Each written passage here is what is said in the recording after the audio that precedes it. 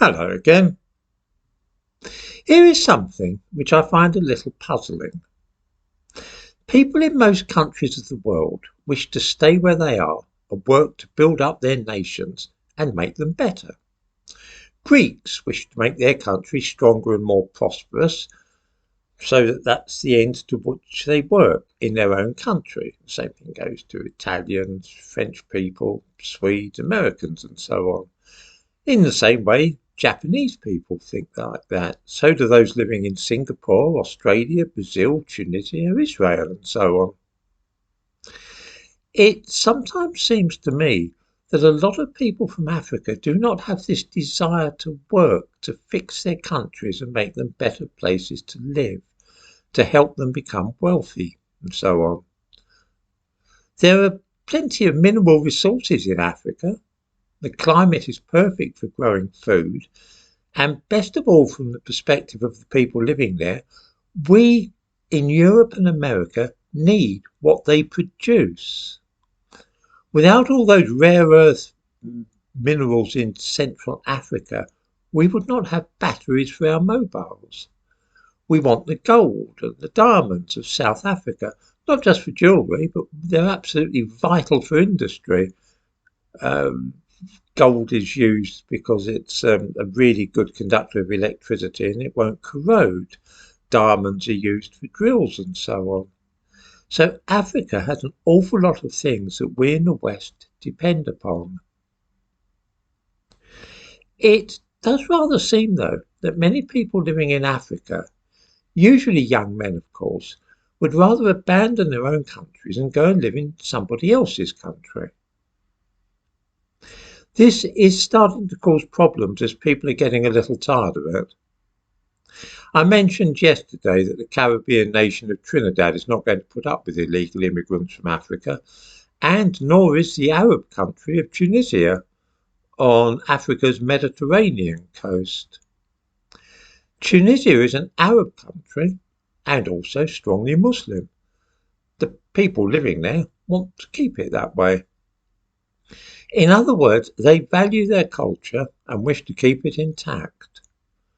Well, who can blame them for that?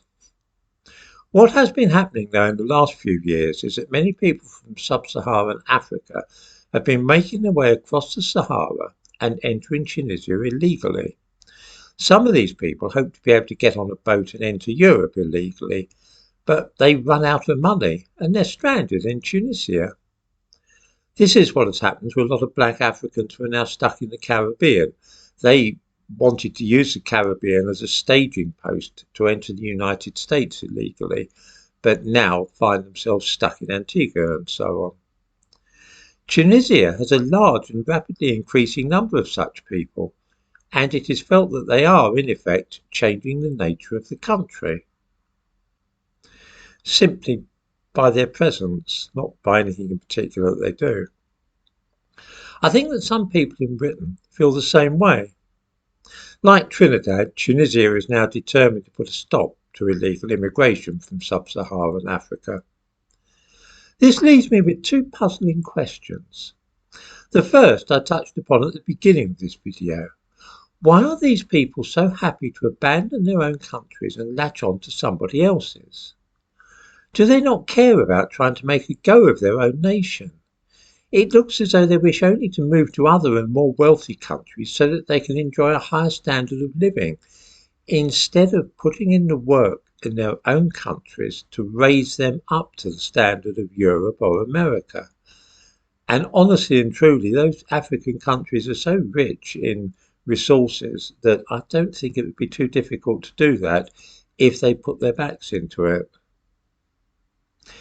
In Europe, we're mugs. We put up with this business, large-scale illegal immigration, without any real complaint for the most part.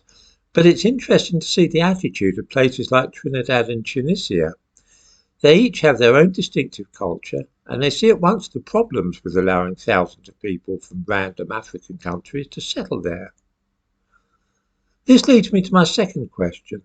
In Britain, we are very ready to denounce those who don't want to share their neighbourhood with lots of Africans as racist bigots.